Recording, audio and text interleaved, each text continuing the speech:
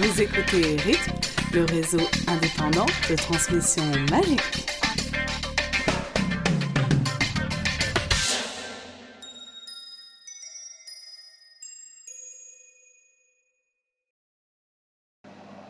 Bonjour et bienvenue sur l'épisode 24 de la radio indépendante à transmission magique, qui s'appelle « Quand la technologie moldue nous lâche ». Alors, pour une fois, on va vous raconter un peu nos vies. Ce qui s'est passé, c'est qu'on a enregistré ce qui devait être l'épisode 24, avec par exemple nos scènes préférées détestées du tome 4. Donc on a enregistré ça avec Dead Eagle, Purple Marie, Elena et moi-même. Et juste avant de pouvoir le monter, l'ordinateur de Elena a rendu l'âme, et notamment beaucoup de données beaucoup plus importantes que la RTM, mais notamment également ces pistes audio pour l'épisode 24 sont pour l'instant chez le réparateur, et on espère tous donc que son ordinateur ressuscitera. Mais ça fait que pour l'instant on ne peut pas publier cet épisode. Et du coup, en attendant, pour vous faire patienter un peu et pour vous montrer qu'on vous aime, on a décidé de vous sortir un épisode un peu plus court que d'habitude, donc ça durera peut-être une demi-heure simplement, avec deux rubriques où vous ne retrouverez donc pas tous les chroniqueurs, puisqu'on ne peut pas y manquer les pistes. À la place, vous avez une rubrique Potter Fiction qui revient, donc Purple Marie et Little Helen, qui vont parler d'une fille qui s'appelle Redistribution à la répartition. Et ensuite, moi-même, je serai en interview avec un groupe de Wizard Rock québécois qui s'appelle Dopey Chaos Hedwig. Et on parlera donc de leurs chansons, de chansons d'autres groupes, et d'un concert qu'ils organisent à Montréal le 25 juillet. Vos Potter Fiction. Vos Potter Fiction. Bonjour et bienvenue dans la rubrique Potter Fiction que vous connaissez maintenant. Alors aujourd'hui avec nous, Little Helen du comité de lecture. Bonjour. Bonjour. Donc aujourd'hui on va parler de la fiction Redistribution à la répartition de Gaëlle 31. Donc Gaëlle est une Bretonne qui habite près de Redon, il me semble, qui a 19 ans, bientôt 20. Et Redistribution à la répartition est quelque chose comme sa quatrième fiction, qu'elle a commencé en 2006. Donc je vais essayer de résumer vite fait l'histoire. En gros, ça commence, on apprend que Harry, Ron et Hermione sont à Serpentard, alors que, par exemple, Draco et Pansy sont à Gryffondor, et c'est pareil, les élèves de Serdaigle et Poufsouffle sont échangés. Donc forcément, ça entraîne des changements de caractère. Il y a une seule personne qui n'a pas changé de maison, c'est Ginny, qui est restée à Gryffondor. Donc ça permet d'avoir une espèce de point de repère, en fait, par rapport à ce qui aurait pu ou dû se passer dans la véritable œuvre de J.K. Rowling. Ouais, on a des gros changements de caractère avec un Ron vulgaire, un Harry frimeur, vraiment foiré, notamment avec les filles. Hermione qui est ambitieuse et presque cruelle avec les gens. Draco qui est très attentif aux autres. Voilà, ce genre de caractère. C'est beaucoup moins flagrant sur les personnages secondaires qu'on a beaucoup moins l'habitude de voir dans les livres de Rowling, mais je pense qu'il y a un gros travail aussi de caractérisation des personnages derrière. Donc, en gros, ça se passe pendant la 7e année de nos héros, et ils sont un peu tous travaillés par les hormones. C'est beaucoup d'histoires, enfin, c'est uniquement des histoires de romance. On se concentre à chaque fois dans chaque chapitre, on se concentre sur 4 points de vue, 4 personnages différents, donc on a leurs petites pensées, on a ce qui leur arrive, et puis on a leurs petites pensées derrière. C'est souvent assez drôle. Il y a des pensées très décalées par rapport à ce qui se passe. Il y a aussi des gens qui sont un peu trop stressés par ce qui leur arrive. Enfin, c'est basé sur la romance, et elle disait au début de sa fiction que ça ne serait pas une fiction humoristique, et en fait ça l'est vraiment. On rit vraiment tout le temps parce qu'on se reconnaît dans les gens, quoi. Ça c'est un des gros points forts de la fic, c'est qu'elle est super drôle, hein. C'est ça, on rigole tout le temps. Il y a tout le temps quelque chose qui nous fait réagir. On se dit, mais oui, moi j'aurais réagi exactement de la même façon, ou alors au contraire, mais elle est vraiment cruche, ou il est vraiment stupide, enfin. Ah ouais. C'est tout à fait ça, c'est super drôle. On s'identifie toujours aux personnages, je veux dire, elle se les est très bien appropriés, ça c'est super. Et c'est surtout le pitch de base, quoi. Elle nous échange les personnages de maison. Enfin, c'est génial, quoi. Je sais pas d'où lui est venue l'idée, mais c'est génial. Tu dis, mais enfin, d'où ça lui est venu, et elle mène ça de bout en bout vachement bien. T'as du mal après à réimaginer Harry à Gryffondor, quoi. tu dis waouh, Presque, mais ouais, non. c'est vrai. Ouais.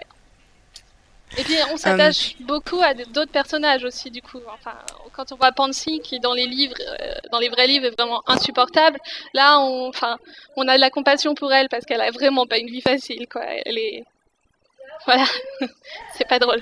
C'est complètement vrai.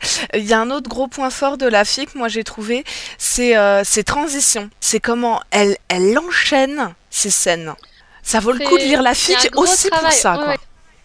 Je pense qu'il y a un gros travail de style là-dessus. Enfin, c'est vrai que, pour expliquer, en fait, dans ces chapitres, Gaëlle, elle a un thème principal du chapitre. Alors, par exemple, ça peut être le premier chapitre, je crois, s'appelle Les portes de la grande salle. Et en fait, la transition entre chacun des points de vue des personnages se fait quand le personnage passe la porte de la grande salle et croise le personnage qui sera celui du point de vue suivant. Et ça, c'est assez... Alors, au début, j'avais pas trop fait attention dans les 3-4 premiers chapitres.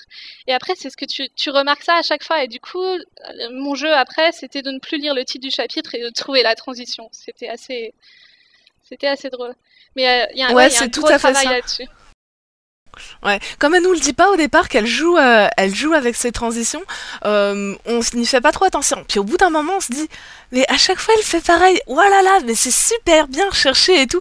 Et ensuite, on s'amuse vraiment à lire ces passages. C'est vraiment, tu te dis, ah tiens, ça y est, on passe au point de vue suivant. Tu fais même plus attention à la mise en page de la fiction, quoi. Tu sais assez facilement du coup que tu passes au point de vue suivant et t'es moins perdu aussi, parce que c'est vrai que passer d'un point de vue à l'autre, ça aurait pu être vraiment compliqué, quoi. C'est passer d'une personne à l'autre, de deux caractères différents forcément, parce qu'elle utilise quasiment jamais les deux personnages d'une même maison dans le même chapitre, donc forcément ça change beaucoup de caractères. Ouais, il y a un gros travail de style dessus, je pense. C'est très agréable. Alors là, depuis le début, on dit beaucoup de bien de la fic, parce qu'on l'a beaucoup aimée, on vous conseille de la lire, si vous ne l'avez pas encore lue. Mais est-ce qu'on pourrait quand même trouver un petit quelque chose à redire? Je l'ai relu cet après-midi. Je me disais qu'il y avait beaucoup de références au monde moldu, et des fois je me dis, en fait, les sorciers sont quand même un peu moins au courant de ce qui se passe dans le monde moldu. Même s'il y a des sangs mêlés ou des enfants de Moldus, je pense qu'il y a vraiment beaucoup de références et surtout des références très actuelles, quoi. Des références à des chansons, à des styles. Ça se comprend, c'est aussi une auteure de même pas 20 ans. Forcément, ça lui permet de recadrer aussi son histoire, je pense. On n'a plus l'impression d'être vraiment dans une école de sorciers qui est plus ou moins coupée du monde, mais ça passe finalement parce que le ton de la fic est quand même très léger et très adolescent. Enfin, très penché sur les adolescents, quoi. Et sur leur petite vie. Et puis ça permet aussi à Gaëlle de se l'approprier, de l'ancrer dans le monde d'aujourd'hui. C'est vrai que Harry Potter, ça se passe finalement dans les années 90, donc voilà, c'est pas mal aussi. Non, et puis ça lui permet de s'approprier beaucoup plus ses personnages. Je pense que quelqu'un qui essaye de rester dans le contexte de Rowling, en fait. On va s'arrêter là, on parlera des fics de Gaëlle un autre jour. Bon, tu peux peut-être juste nous les citer? Oui, alors il y a sa première fic qui est Harry Potter et le début de la fin, qui est en fait un tome 7 alternatif. On a ensuite la suite de cette fiction-là, Les Forêts de Crodule, qui reprend en fait un des personnages additionnels de Harry Potter et le début de la fin. Et ensuite, on a le début de la saga de la famille des Moon, qui commence avec Mallory Moon, 9 jours, qui est aussi une fiction excellente, vraiment à recommander, elle est super drôle. Et on a en fait des fictions qui mettent en scène les autres personnes de l'arbre généalogique de Mallory. Donc on a Molly Wesley, on a Magda Moon qui est une des ancêtres de Mallory, et Meredith Moon qui est la fiction en cours d'écriture. Donc voilà. Eh bien merci beaucoup, on lira ces fics avec attention et on vous en reparlera. Merci Little Hélène, à une prochaine fois. Au revoir. L'interview. Je suis maintenant avec Marie-Ève et Germain, qui sont deux membres du groupe de Wizard Rock. Bonjour. Bonjour. Vous êtes deux membres du groupe de Wizard Rock Dobby Chaos Hedwig, qui est un groupe donc, de Wizard Rock qui est basé au Québec, à Montréal. Est-ce que vous pourriez nous parler un peu de l'histoire de votre groupe, de comment vous êtes formés, de pourquoi vous avez choisi ce nom et tout ce genre de choses? En fait, on était juste un groupe d'amis qui aimaient vraiment Harry Potter, puis on aimait aussi on a commencé à vraiment aimer le Wizard Rock, les groupes principaux comme Harry and the Potters, puis The Remus Lupins, The Moaning Myrtles.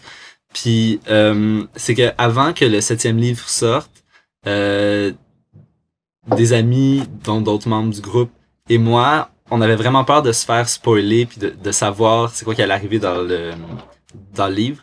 Donc on en parlait sur internet puis on se disait imagine si tu tombais sur admettons Dobby Kills Hedwig, parce que on se disait que ces personnages-là pourraient jamais s'entretuer et que c'était comme dans le fond un pseudonyme pour dire X tue Y, on disait Dobby Kills Hedwig.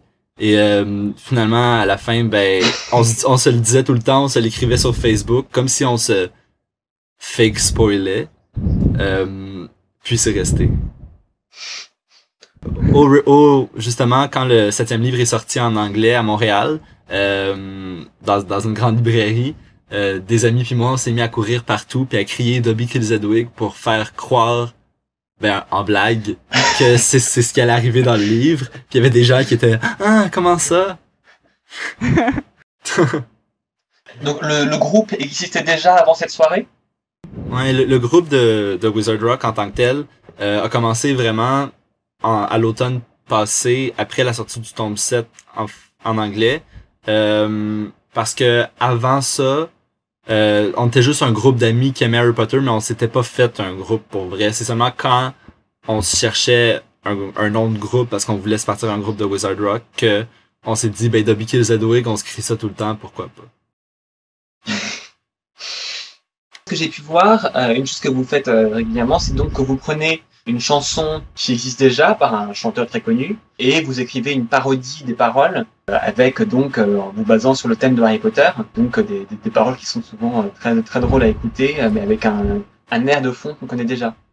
Oui, ben ça c'est ce qu'on faisait au début, puis on va probablement le continuer à faire, mais c'est parce que c'est beaucoup plus facile dès le départ quand t'as pas de moyens musicaux, parce que moi j'ai pas beaucoup de on n'est pas beaucoup à être talentueux en musique dans le groupe, puis des fois on a juste des idées d'air mais pas des idées de musique. Donc au début c'est ça qu'on trouvait drôle, c'est de faire des filks, c'est de prendre une chanson qui existe déjà, une chanson moldue, puis d'en faire une chanson de Wizard Rock. Puis donc ça qu'on a fait avec une chanson de Britney Spears. Puis aussi dans la chanson de Britney Spears, on parle de Wumpy qui est le soul cogneur, mais c'est aussi parce que le groupe de Whomping Willows, le groupe américain qui est un groupe de Wizard Rock qu'on aime beaucoup, mais c'est ça qui est le fun avec ça, c'est qu'on se permet de pas juste être fan d'Harry Potter, mais être fan des fans, puis c'est encore mieux. C'est ça, puis les parodies qu'on a fait récemment, on commence à prendre des chansons Wizard Rock puis on fait des covers sur les chansons Wizard Rock au lieu de comme Britney Spears ou c'est quelque chose qui a pas rapport au milieu. Fait qu'on prend les chansons admettons de Whomping Willows puis on change les paroles. Donc c'est ça, donc c'est comme donc vous allez jusqu'à parodier les fans en fait. Ouais, c'est ça, c'est comme une double parodie. C'est ça. Bah, je propose qu'on écoute tout de suite une de vos chansons. Ça s'appelle Lily. Vous pouvez écouter toutes les chansons de Dobby Kills Hedwig donc sur MySpace à www.myspace.com/Dobby Kills Hedwig. Il y aura un lien sur la gazette.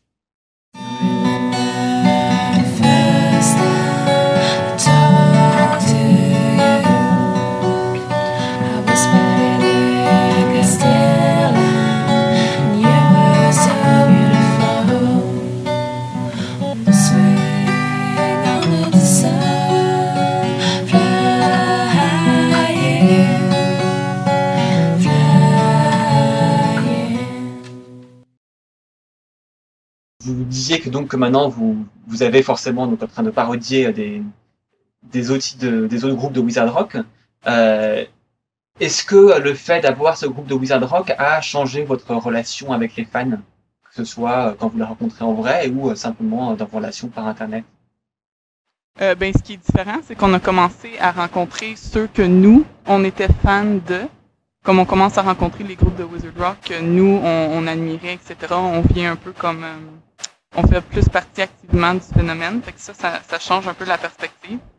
Mais c'est ça, c'est drôle de voir que des gens qui sont un peu nos idoles deviennent nos amis, tu sais, on a aidé confrères. Matt de Whomping Willows qui était avec Justin de Justin Finch Fletcher and the Sugar Quills.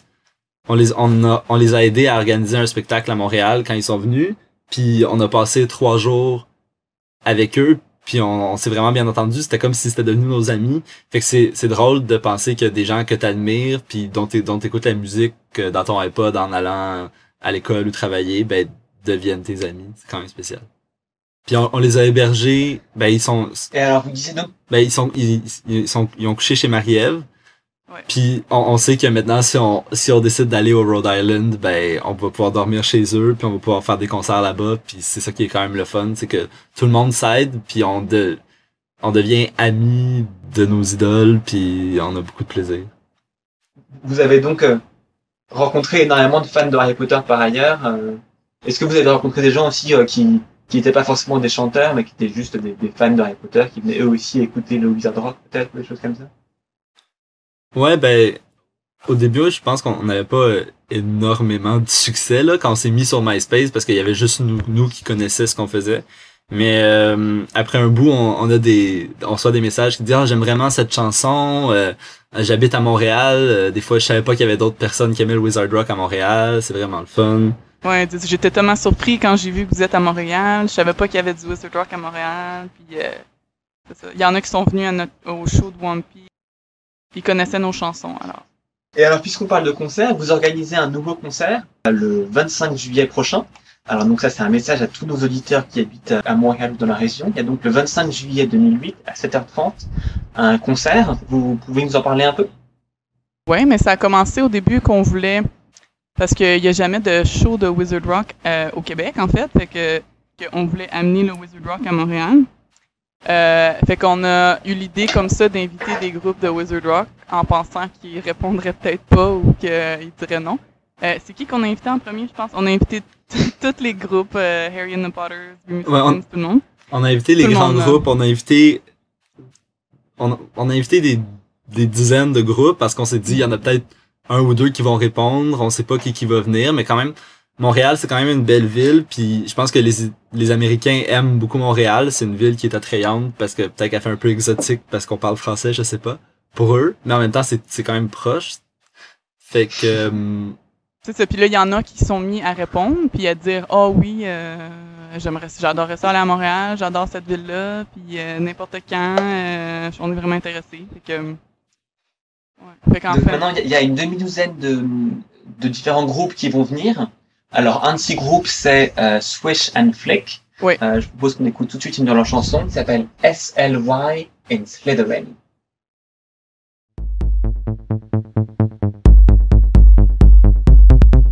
I put the SLY, the sly in House of Slytherin, the HOT, the hot in House of Slytherin, the SIN, the sin in House of Slytherin, the SLUT, the slut in House of Slytherin. We always cheat at Quidditch cause we like to play dirty. Knock you off your broom so we can win by 30. We always say what's on our minds concisely, never wordy. We're the coolest kids at school, you Ravenclaws are nerdy. Est-ce que vous pouvez nous dire comment faire pour assister à ce concert? Parce que je suis sûr que certains de nos auditeurs vont vouloir venir vous écouter, que ce sera l'occasion donc d'une part d'entendre plein de groupes de Wizard Rock, et puis aussi d'autre part de rencontrer beaucoup d'autres fans de Harry Potter. Ce sera sans doute la plus grande sortie Harry Potter de l'été à Montréal, je suppose. Donc comment est-ce que les gens peuvent faire pour venir vous écouter et vous parler? C'est simple, c'est le 25 juillet à 19h30. Tous les gens peuvent commander leur billet par notre site, soit MySpace ou le site du show, qui a un lien sur notre MySpace aussi. Notre site internet, c'est c'est rock, mais WROCK Montréal, sans accent en un seul mot, .wordpress.com/ Non, juste Non, ça. c'est tout. Ça, c'est le site du show. Mais vous pouvez aller sur notre MySpace aussi. Sur notre MySpace. C'est ça. Fait que c'est une donation de 11$ pour un billet à l'avance. Puis si vous l'achetez à la porte aussi, c'est possible, c'est 13$. Ouais, tous les profits du spectacle ils vont aller à HP Alliance, puis la moitié à eux, puis l'autre moitié à Book Aid International. Mais c'est ça qui est particulier. On a décidé de Donc, faire c'est le deux spectacle. organisations caritatives. Oui. Ouais, ça, on voulait Oui. donner tous nos profits à des œuvres de charité. À part ça, il faut juste se rendre à Montréal. Ben, en fait, c'est à 20 minutes de Montréal, le spectacle. On l'a déménagé. C'est dans ma cour parce que- arrière. Parce que j'ai vraiment une très grande cour. Et puis, ça va être... si les gens ils veulent rester accouchés, ils peuvent. S'ils nous contactent, ça va être comme un festival, des tentes dans la cour.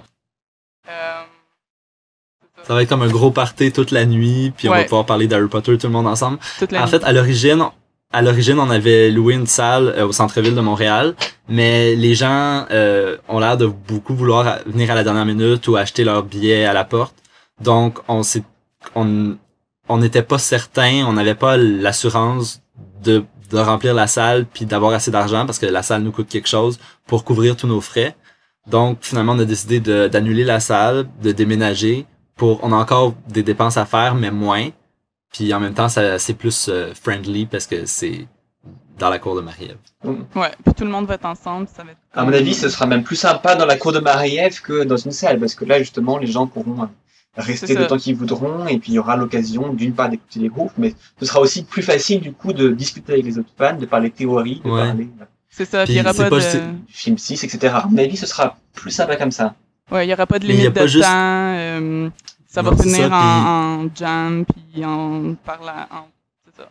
Discussion. Ça sera pas juste un spectacle, on va pouvoir les bands vont rester accouchés aussi parce qu'ils viennent de loin, donc tout le monde va pouvoir discuter ensemble, ça va être Ouais. vraiment le fun. Avec les bandes, puis tout, ouais. Alors donc, puisqu'on reparle des autres bands, on va repasser une chanson d'un des autres groupes. Ce coup-ci, passons à une chanson de Trunks and the Others qui s'appelle Werewolf Love, donc amour d'un loup-garou. The great bad won't talk my door, 'cause he knows I'm not frightened anymore of the men who change to wolves once more. 'Cause I've got one that won't treat me like lunch. I'm in love with the werewolf, and I don't care what anyone says. Oh, I'm in love with the werewolf, and I don't care what anyone says. Alors, on rappelle l'URL pour ceux qui voudraient assister au concert, c'est www.wrockmontréal.wordpress.com ou www.myspace.com/DobbyKillsHedwig. Avant de conclure, je vais poser quelques questions sur Harry Potter en général. Est-ce que vous pourriez me dire quel est votre moment préféré dans Harry Potter? Je peux te dire la mort de Dobby, pas que ça m'a plu, mais c'était un moment fort en émotion. Fait que c'était un Ouais, moment moi je pense que j'ai pleuré une C'est ça. demi-heure quand Dobby est Ben, mort. c'est ça, mais j'ai été affectée, là. Il fallait que j'arrête de lire, puis je pleurais. Mais c'est ça, c'est pas que j'ai aimé sa mort, mais c'était fun de le lire parce que ça venait de chercher, là. Fait que je pourrais dire ce moment-là. C'est le fun de voir quand un livre est tellement bon que ça te touche profondément. C'est ça. Puis en même temps, c'est aussi pour nous, quand on avait dit Dobby Kills Hedwig puis qu'on avait commencé à le crier aux gens, c'était vraiment une blague, mais on était certain que ni Dobby ni Hedwig allaient mourir. C'est ça. Et finalement, les deux sont morts. Donc c'était vraiment particulier aussi. Est-ce que vous pourriez me citer un moment dans Harry Potter que vous n'avez pas aimé? Moi, j'ai détesté quand il y a eu mention que Tonks et Lupin sont morts. J'ai vraiment détesté parce que c'était comme juste une mention et puis on n'a rien vu, comment que ça s'est passé, etc. Je sais pas, j'ai pas aimé leur mort inexpliquée et un peu gratuite. Ouais, je comprends, c'est assez frustrant comme moment. Mais moi, il y a certains moments que des fois ils sont un peu trop quétaines. Je sais pas si c'est un mot utilisé en Europe, là. Je pense pas, mais quétaine ici, ça veut dire comme un peu kitsch, cliché et ouais, un peu corny, comme on dit en anglais. Et comme le début moi je trouve que l'épilogue était bien, mais à un moment donné, c'était un peu trop parfait et petite fleur L'épilogue était rose, pas là. bien. Non, mais moi, il aurait pu avoir le même épilogue, la Tu n'es même, pas le seul à prendre l'épilogue. Quel épilogue? le même, Il y a pas d'épilogue.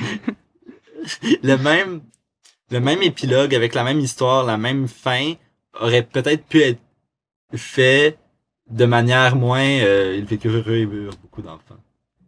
Mais ouais, c'est vrai, mais à la conférence Harry Potter l'été passé à Toronto, là, il y avait plein de gens que j'ai rencontrés qui ont arraché l'épilogue de leur livre puis qu'ils l'ont jeté, puis ils font semblant qu'elle n'existe pas. Alors, je les comprends. Alors, à part le fait que Dobby va aller tuer Edwige, est-ce que vous aviez une autre théorie fétiche avant la sortie du tome 7? On en a tellement parlé sur Internet que c'est certain que il y a des théories qui allaient être que les fans ont fait qui allaient être vraies. Comme moi, avec des amis, on avait parlé de la théorie que ça serait créature, en anglais c'est creature, qui est avec Regulus Black qui serait allé tuer l'Horcrux, puis c'est ça qui est arrivé. Il y avait aussi, moi je pensais que la main noircie de Voldemort dans le 6e livre, pas de Voldemort, de Dumbledore, désolé, dans le 6e livre, je pensais que il se l'était blessé en tuant l'anneau, en le passant dans le voile qui est au département des mystères dans le 5e livre, en passant sa main à travers le voile, ce qui aurait tué l'Horcrux et sa main, mais finalement c'est jamais expliqué. Et j'avais aussi cette théorie que j'avais un peu prévu la relation entre Snape et Lily, mais moi je croyais que Snape avait toujours été amoureux de Lily, mais que Lily l'avait pas aimé, donc que Snape l'avait violée et que Harry avait un demi-frère. C'est un peu farfelu là, mais j'imaginais qu'il pourrait rencontrer son demi-frère qui serait le fils de Snape et de Lily, puis qui aurait les mêmes yeux que lui, puis que ça ferait une grosse controverse. Mais finalement c'est pas arrivé. Et on sait jamais, hein, Germain. Harry a peut-être un demi-frère. Ouais, on va peut-être le savoir dans le 10e livre. Dans l'encyclopédie. Ouais. Alors, j'ai une dernière question pour vous. Si vous pouviez poser une question à J.K. Rowling, et une seule, que lui demanderiez-vous? J'aimerais ça lui demander. Je pense que je lui poserais des questions sur le fandom, parce qu'elle nous a tellement donné toutes les réponses sur les livres que c'est sûr qu'on peut y en demander à l'infinité, mais je lui demanderais c'est quoi sa relation un peu avec le fandom, parce qu'on dirait qu'elle nous cache comment qu'elle en connaît, comme est-ce qu'elle a déjà écouté le Wizard Rock, est-ce qu'elle connaît certains groupes, qu'est-ce qu'elle en pense, est-ce qu'elle lit des fanfics, est-ce qu'elle suit ça vraiment, ou j'aimerais savoir qu'est-ce qu'elle connaît, qu'est-ce qu'elle aime pas du fandom. Moi j'aimerais ça savoir si Remus Lupin et Sirius Black ont déjà eu une aventure ensemble, parce que oui, c'était on en parle tellement dans le fandom. On en parle tellement dans le fandom, et J.K. Rowling a dit que Dumbledore était gay, mais elle a jamais parlé de Remus, alors que tout le monde assume que Remus est gay depuis le début. Exactement. Mais même s'il était avec Tonks, c'est tellement plus alors évident. Que ça, pour beaucoup dans le fandom, Remus est plus gay que Dumbledore, alors elle a outé Dumbledore. Qu'en est-il de Remus et de Sirius? Puis quand elle a mis tellement d'indices. Elle a mis tellement d'indices, puis en tout cas. Puis Sirius avait tellement l'air amoureux de James aussi quand il était jeune, donc. Oui, exactement. Comment il en parle? Au moins, est-ce qu'ils ont eu une aventure? Ouais, c'est ça. Moi, c'est la question que j'aimerais savoir. Moi aussi. Bon, merci beaucoup à tous les deux. Bonne chance pour votre concert. Merci. Merci beaucoup. Et puis à bientôt, j'espère. À bientôt aussi. Merci beaucoup. Oui, bye.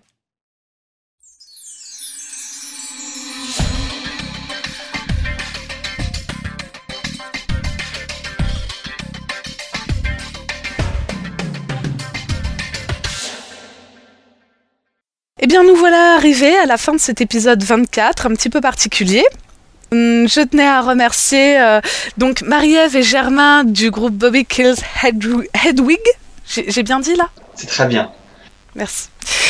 Voilà, donc merci beaucoup d'avoir participé à cet épisode. Merci à Little Helen, donc qui était à l'époque en direct de Pondichéry, d'avoir fait cette chronique avec moi. En fait, là, c'est quand même un épisode qui était assez international, parce qu'il y avait des gens au Canada, en Inde, en Angleterre et en France. Ça fait quand même une belle brochette. Ouais. 3 continents. Je crois que c'est là quand même du Canada à l'Inde. Ouais. C'est bien d'avoir tout regroupé d'ailleurs. Notons. Et puis donc, sinon, vous pouvez toujours nous joindre comme d'habitude, donc à ritm@gazette-du-sorcier.com, sur le forum, dans le forum vers le bas qui s'appelle la radio indépendante à transmission magique, et sur Skype à gazette-du-sorcier. C'est ça. C'est bien, c'est qu'en plus tu dis ça d'une voix enjouée, alors ça va vraiment donner envie de nous écrire. Mais si, écrivez-nous. Non, mais j'étais en train de réfléchir parce que je les avais pas notés. Donc voilà. Si, écrivez-nous pour... par exemple, n'hésitez pas à nous écrire si vous avez donc des super Potter Fiction que vous avez lus sur la Gazette qu'il faut absolument que vous partagiez avec nous. On se fera une joie de les lire et de les chroniquer. Et puis évidemment, si vous avez, vous, un groupe de Wizard Rock, alors avec plaisir, venez nous voir, venez nous en parler. Soit vous pouvez aller sur le quoi? Le Skyblog? Non, c'est pas ça. Enfin, le site de Célestina Moldubec. C'est un MySpace. Ah ouais, c'est pas un Skyblog, c'est nul. C'est un MySpace. Donc genre myspace.quelque-chose.Célestina Moldubec, ouais, quelque chose comme ça. Et puis... Ouais, mais vous les retrouvez, les coordonnées sur le forum. Et puis, donc, on se fera une joie de se rencontrer et de discuter musique. Et alors, si vous habitez en Océanie ou en Afrique, il nous manque encore des gens pour enregistrer dans ces continents-là, apparemment. Oh ouais, pareil, l'Amérique du Sud, ça serait bien aussi. Et donc, pour l'épisode... Alors, on aura bientôt l'épisode 25. Alors, au début de l'épisode 25, on dira bienvenue dans l'épisode 24, parce que, donc, comme on disait, on a enregistré avant et tout. Mais bon, ce sera donc l'épisode 25, dans lequel vous retrouverez, on espère, tout le monde, sauf Alice, en fait, donc presque tout le monde. Oui, parce qu'elle n'était pas là à ce moment-là. Mais c'est surtout qu'on pourrait réenregistrer l'intro. Ouais, dans tes rêves, on va faire ça. D'accord. Et donc voilà, à très bientôt et merci de nous avoir écoutés. Et sur ce, passez de bonnes vacances. Ouais, ils nous écoutent sur la plage là et tout. La chance. Ouais, c'est classe. Chez moi, il pleut. C'est nul. Bon, elle est bien cette conclusion, on s'arrête. Oui.